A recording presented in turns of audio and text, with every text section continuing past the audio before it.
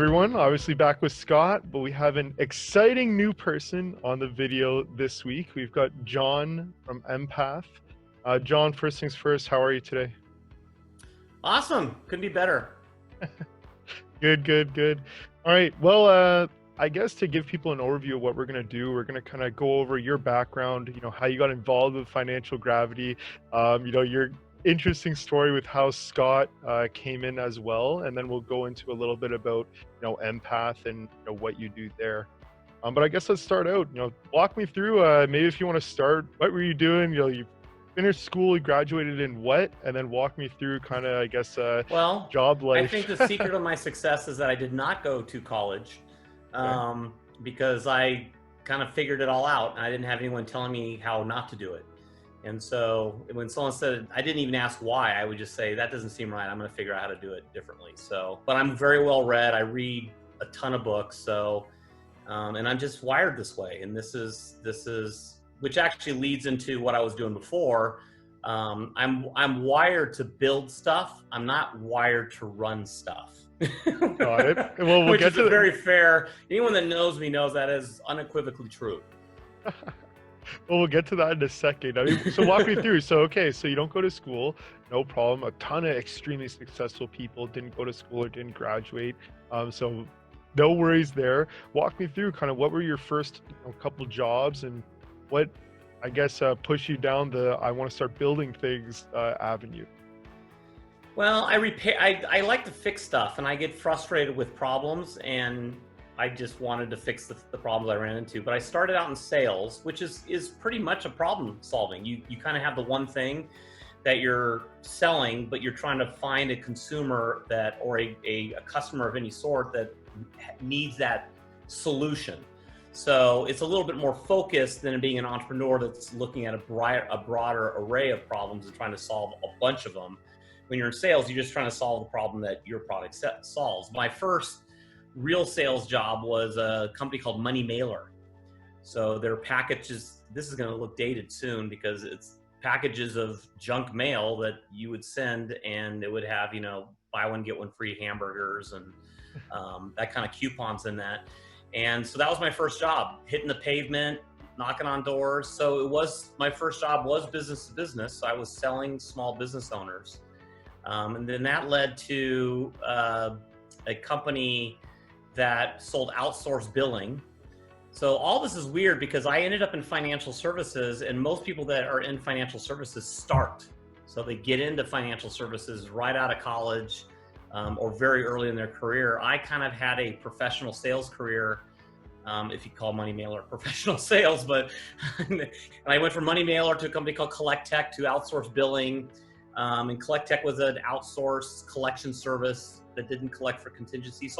But all my business experience was business to business sales. So that really prepared me very well for financial services, which is very conceptual. It should be anyways.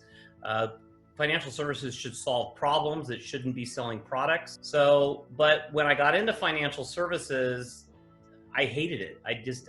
Because I had this business experience, and financial services was unlike anything I had ever seen. They didn't seem to be consumer focused. The products seemed to be tilted towards the agent or the financial advisor, so-called financial advisor, and all these products were tilted in a direction that I just didn't like. So I set out to fix it. Also, a problem I ran into real early is the only way you can differentiate yourself is just say you're better, because everybody's carrying the same stuff.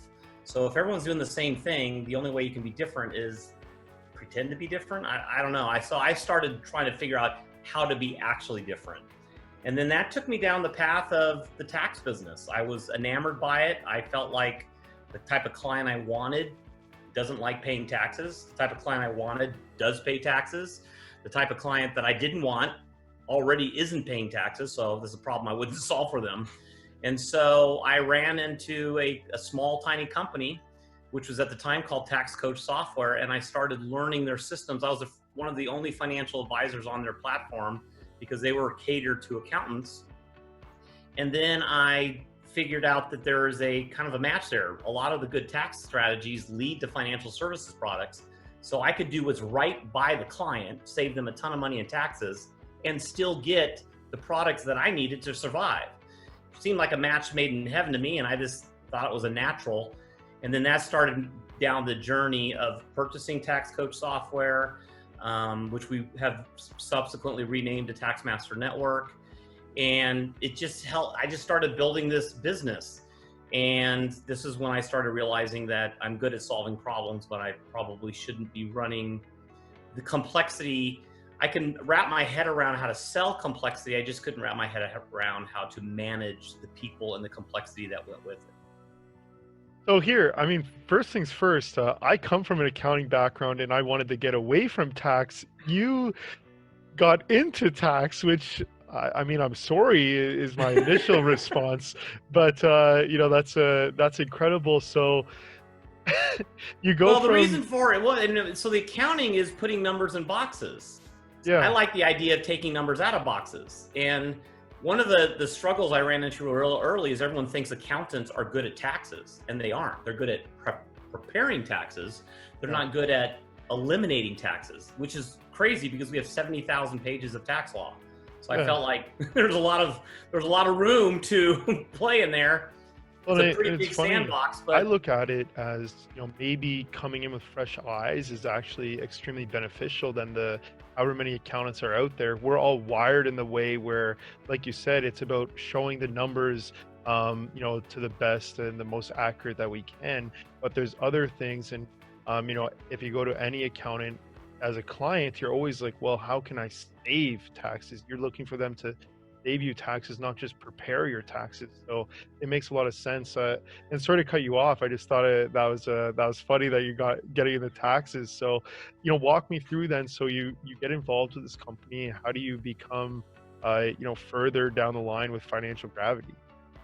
well, it's problems, solving problems. So as I'm building the company, I'm building something that doesn't exist. So that's a problem all by itself. So there's no really any way to kind of tap into, well, these guys are doing it, I can do it like that, but a little bit different. We were building a kind of a conglomeration of companies that weren't connected before. So, but the way I was connecting it, and this is one of the challenges with growing a small business, is that if you're the smartest person in the room, that's not a room you want to be in. And that was a struggle because I couldn't get people that are A players. This is where our CEO Scott has done an excellent job, is he's pulled in players well beyond anything that I would have been able to do. So as a result, we're now kind of coalescing around these original ideas, which weren't original to me. A lot of people have wanted to do what we have done, but we just got further because we went down a kind of a different path. We went the accountant path.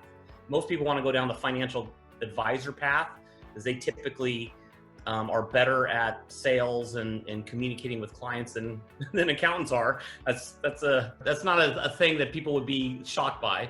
But we felt like the accountants had a higher level of trust and that they had something to offer their clients. We ran into a ton of problems that cost hundreds of thousands of dollars, which also gives us a huge competitive lead.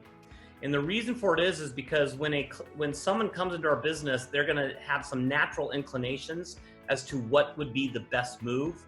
And we can tell them, yeah, you're right. Naturally, that's exactly what we should have done. We did it. It didn't work. So anybody that says they want to build a company that's like ours today, they're going to make the mistakes that we've already made. So we're always going to be ahead because they're not going to be able to skip over it. And I think, like you mentioned, I came from the outside of the accounting space, so I was in a better position to disrupt it. You didn't have a retail guy like Jeff Bezos. He wasn't from retail, but he disrupted retail. Typically, disruption comes from a mind outside the business. Rarely does it happen inside the business. There's still lots of examples where it is, but Microsoft disrupted technology. IBM, who was their partner, didn't listen to them. So it's not uncommon for what to happen. I think that's a great segue, right? I mean, as the CEO of Financial Gravity, we're really excited about Empath, the company that you're the CEO of. and it is disruptive. It's disruptive in the insurance marketing arena. And when you look at the IMOs, the insurance marketing organizations out there in the country today, there's not a lot of disruption. There's a lot of commoditization. Everybody's doing the same thing. They're saying the same thing. They look alike. They smell alike. Can you talk a little bit, John, about what the value proposition that's driving so many people to Empath right now? What is it that's so exciting? What is it that's so different? Well, I mean, and Scott and I had this conversation real early on, because when I was handing over the reins to a much better, someone much more capable jockey, he's like, "Well, I want you to build Empath." I said, "Well, so I've built a financial services firm and I've built all this other stuff. I tried to stay out of insurance." He's like, "Well, you really should get in this business because you have the capability to disrupt it." So I said, well, right now the IMO space is everybody does exactly the same thing. So if you call any, marketing organization that sells insurance, they're just going to say, we do what they do, but we're better. And that's not disruptive. And Scott, who's also very disruptive in his career, so we were really symbiotic in that relationship, is that he thinks disruptively as well. He thinks technologically as well. So he actually saw the insurance side before I did, which is there's room to be disruptive. So the first place to be disruptive is tax. We have built a better mousetrap to help clients lower the single biggest expense in their life. And it's an expense they don't choose. Maybe their mortgage is bigger than their tax. Probably not, but maybe it is. But at least they chose that. The tax they're just paying. So if we can solve that one problem, a lot of other stuff falls into place. And the IMO space, they don't do it very well, and they actually do it wrong. So when they try to defer taxes, they don't defer to a lower tax bracket. They have products that defer to a higher tax bracket, and they sell that as tax planning. That's not tax planning. Products are not tax planning. Products are a component of tax planning. So we say our primary driver is tax alpha. We're going to show people how to benefit from the tax code, and we're going to build a portfolio that is tax efficient and tax maximized. So that's number one. Number two is retirement planning, retirement alpha. And what's interesting about this is that you would think that most insurance organizations have annuities that do income riders, but they're kind of mixing and matching these products in a way that isn't really great for the client, and they will tilt because they're insurance. That's the I in the IMO, is they're going to tilt towards insurance. Well, I don't come from insurance. So that's that disruptive nature. I'm coming into insurance. So I believe in stocks. I believe in bonds. I don't think that insurance is the end-all cure-all. I think it's a component of a wide and broadly based retirement strategy. And we've got some exclusive technologies that we've developed that allow us to mix these insurance products with securities products that exist nowhere in the marketplace. So that's a huge win for our clients, which are financial advisors, who in many cases want to help the consumer.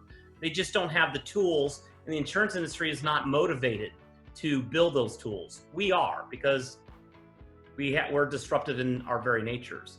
And then the final thing is income planning. Actually, I take that back. Retirement is also risk planning. How do we manage the risk? And we have some software there. The income planning is the third kind of pillar. So, and it's the same problem. Income planning has been built wrong. It hasn't been tax optimized. They say, hey, put this product, you need $50,000 in this.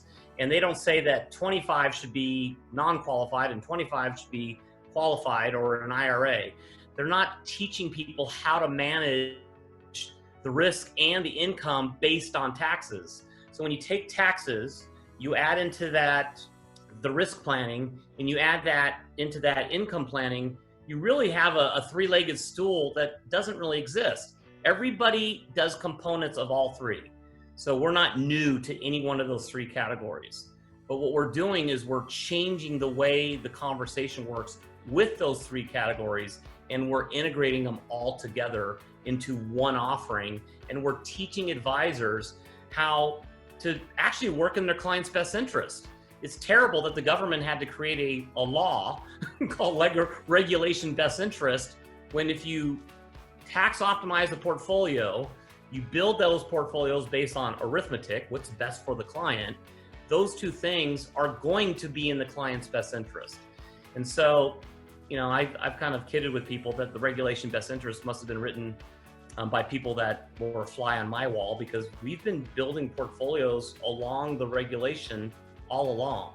So it's very easy for us to pivot, because we didn't really pivot. We just kept doing the same thing we've always been doing, which is client-centric, not product-centric, tax-centric, risk-centric, income-centric advising, which is what people want.